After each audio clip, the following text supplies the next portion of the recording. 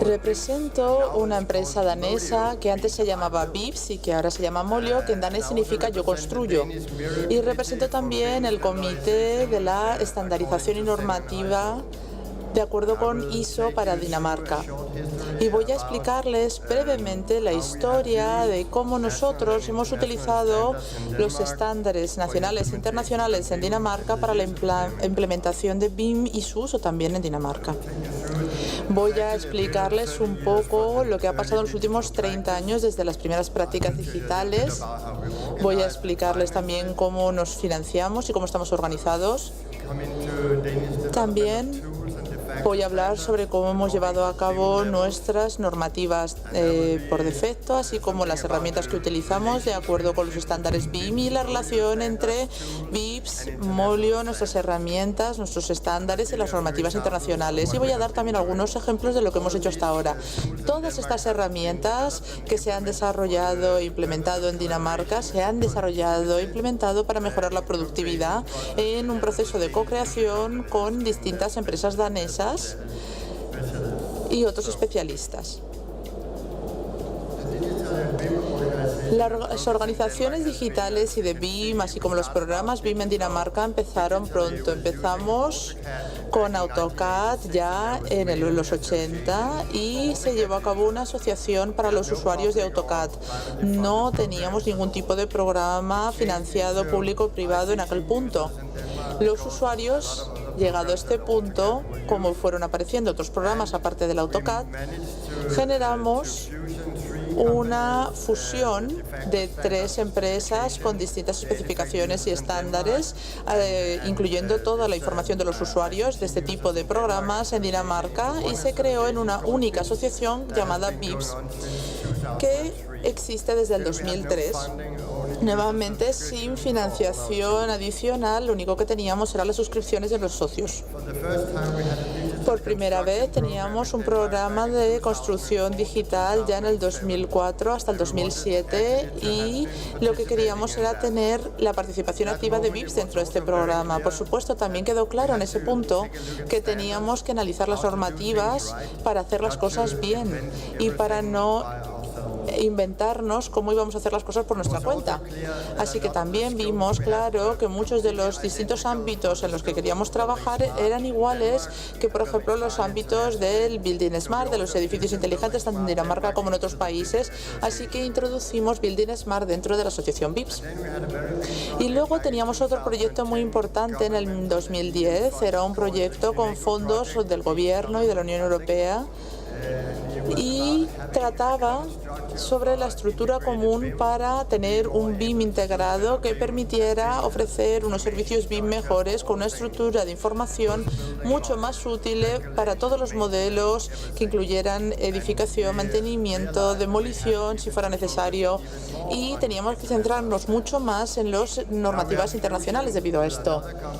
Ahora nos hemos fusionado con otras empresas que incluyen más información y nos hemos convertido en Milio. ¿Cuál será el siguiente proyecto para nosotros? Pues creo que, si me lo permiten, se lo podré explicar.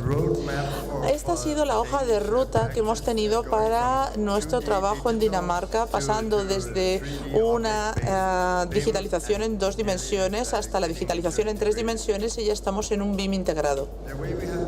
El modo en el que hemos hecho esto es que durante todos estos años empezamos con unas 300 empresas, ahora tenemos más de 650 empresas, desde pequeñas, medianas hasta grandes empresas, que se suscriben a los paquetes de herramientas que nos permiten asimismo financiar el desarrollo, diseño y mantenimiento de todas estas herramientas.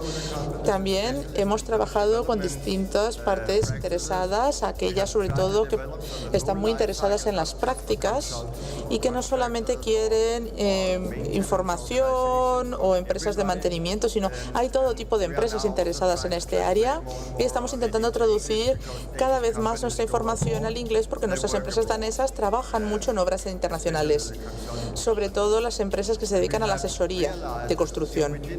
Nos hemos dado cuenta que si no incluíamos también las empresas TIC a la hora de generar y diseñar el software e implementar todas nuestras herramientas, no podríamos podríamos debatir cómo hacer las cosas adecuadamente, no podríamos hablar sobre cómo hacer bien la implementación y cometeríamos muchos errores.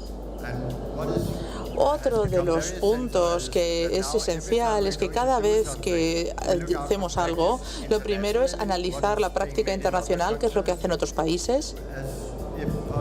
Y si es posible, utilizamos las normativas internacionales como base para nuestro trabajo.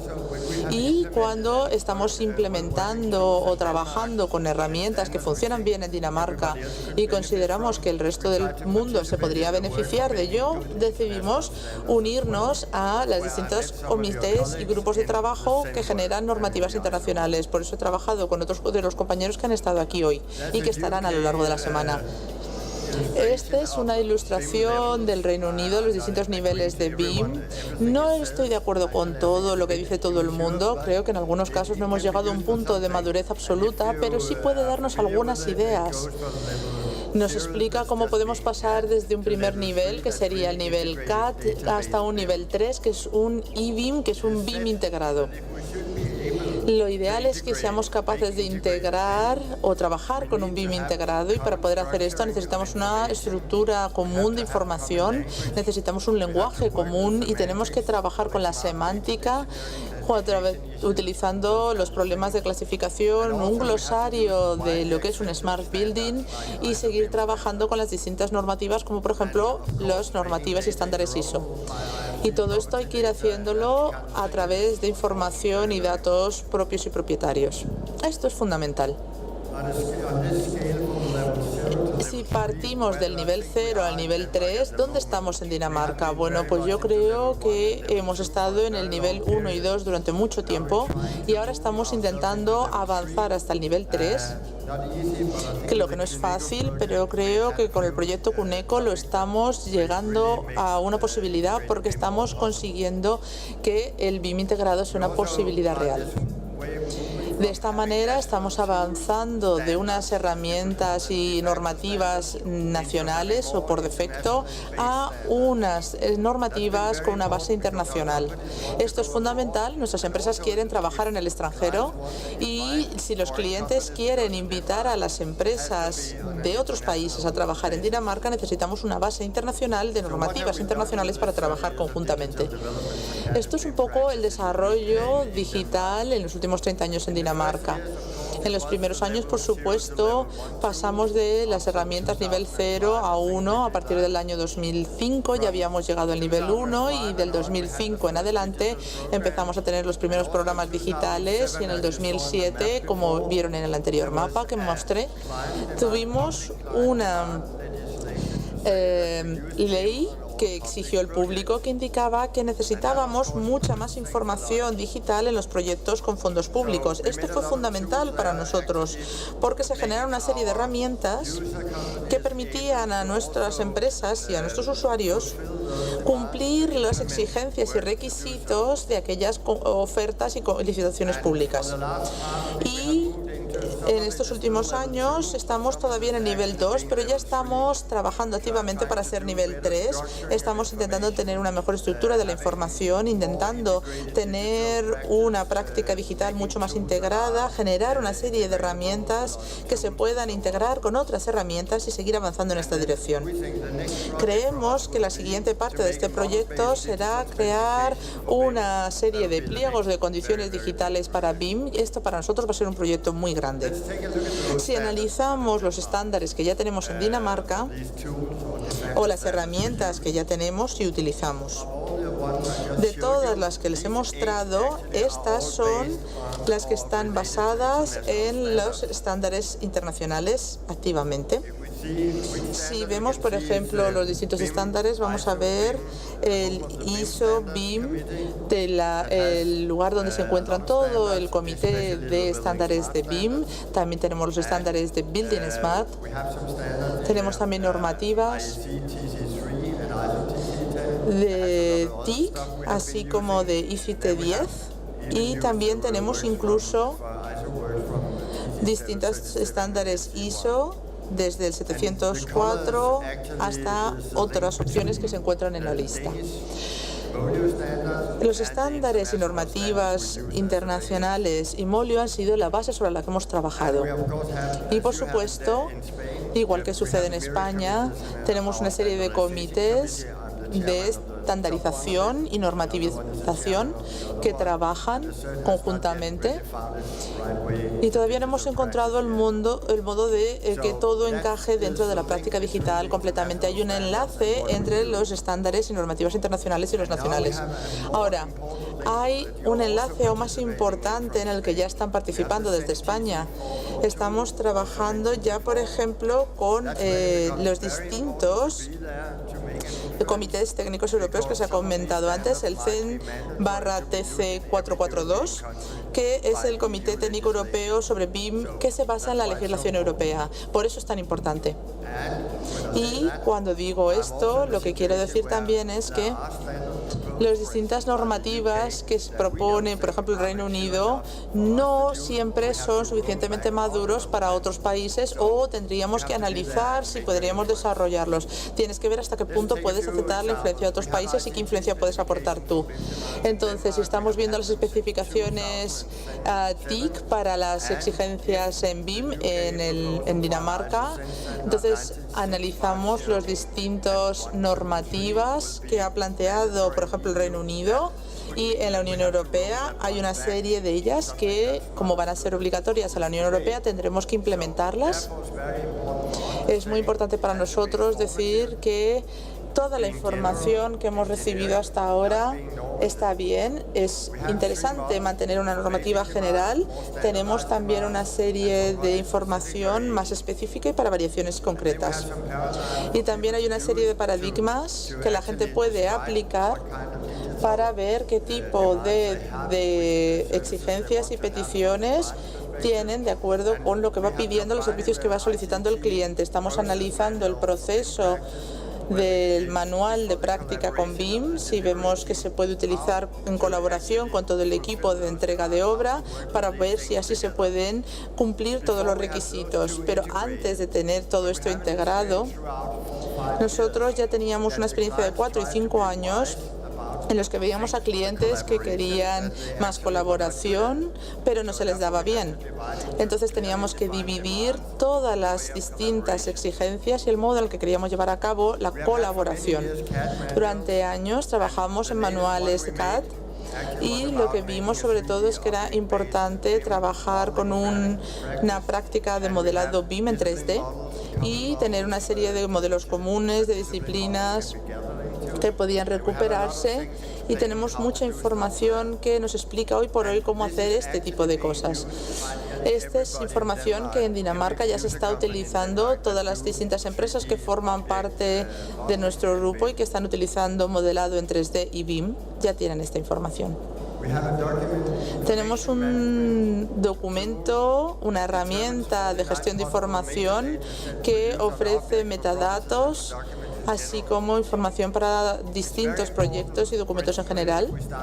Si empezamos a hablar de las propiedades digitales que podemos ofrecer con los metadatos, es importante saber la información y las normativas que hay ya, quién va a utilizar esta información y para qué, cuál es la versión que tienen de los manuales, qué tipo de información es con la que trabajan.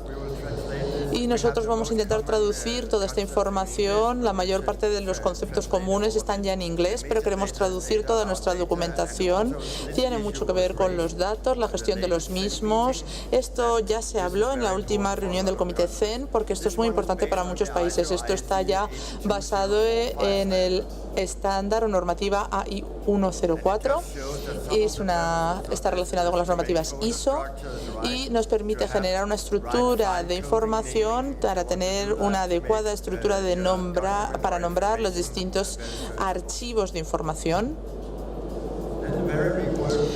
Luego estamos llevando a cabo un proyecto muy importante sobre las normativas internacionales, que es la primera clasificación activa o clasificación CCS, que está basada en 5 estándares y normativas internacionales, y también la información de Building Smart y sus normativas. Como pueden ver, esto tenemos en primer lugar la ISO 1206/2, que lo que hace es ofrecer un marco para la clasificación. Luego también analizamos la ISO 813-4612, que ofrecía una serie de principios de estructuración y designaciones de referencia. La identificación es uno de los problemas fundamentales cuando tienes que combinar un objeto en un modelo y luego también incluirlo en el pliego de condiciones y también tenerlo, por ejemplo, en los cálculos, porque tienes que estar seguro que se trata del mismo objeto, que haya una normativización de toda la información entre los distintos sectores. Se ha llevado a cabo este tipo de procesos en los construcción automatizada y lo hemos visto, por ejemplo, en sectores como el de la aviación. Teniendo conceptos y definiciones claras y comunes, teniendo una estructura clara y común, nos resuelve muchos problemas, nos ofrece un lenguaje común para todos los objetivos que encaja con todos los tipos de modelos. Los modelos no son solo uno, no se trata tan solo de un modelado de información de construcción. Tenemos que calcular, tenemos que hacer simulaciones, tenemos, por ejemplo, que tener un sistema de especificación digital de datos técnicos. Y lo que tenemos que hacer es básicamente utilizar una clasificación que no sea excesivamente compleja. Queremos una clasificación muy genérica que no cambie los códigos a lo largo del ciclo de vida. Tiene que ser algo estable, por lo que necesitamos una clasificación de objetos genéricos. Y por eso hemos llevado a cabo una clasificación con 475 tipos de objetos. Esto es bastante si lo pensamos en frío, pero vienen de muchos casos de una era anterior a BIM y muchos de estos objetos tenían otros propósitos. Entonces, esto lo hemos dividido a su vez en 3 clases principales, intentando no tener un exceso de objetos dentro de la clasificación. Esto empezó ya hace unos años con la ISO 12006/2. Y luego tuvimos que pasar al siguiente problema, que era la identificación de la clasificación. Entonces, en este caso, nos encontrábamos con esa necesidad de identificarlo y de hacerlo de forma estandarizada. ¿Cómo puedes hacer esta clasificación igual para todas las empresas? Nos encontrábamos con 6 tipos posibles de identificación: el tipo de ID, el tipo multinivel, el tipo de producto, la identificación de producto multinivel, la localización o la función.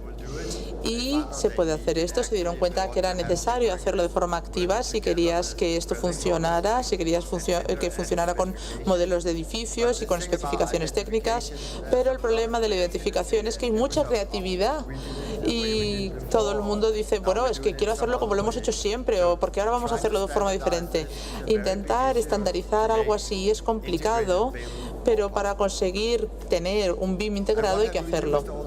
¿Por qué hemos utilizado todo este trabajo con un enfoque internacional? Bueno, pues porque hemos intentado analizar en primer lugar la ISO, que facilita el marco de clasificación, para tener una clasificación más orientada y centrada en los conceptos clave para el BIM, pero también estamos trabajando con el ISO 8134-6/2 para poder ofrecer una clasificación clara de objetos y códigos para las distintas clases.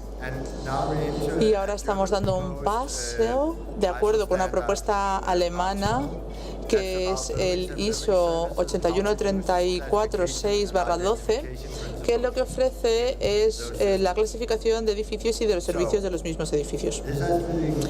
Este es el trabajo que ha llevado a cabo Dinamarca. Muchas gracias por su atención y recuerden siempre, esto es complejo, pero como decía un sociólogo alemán, a través de la complejidad puedes reducir la complejidad, es la única manera.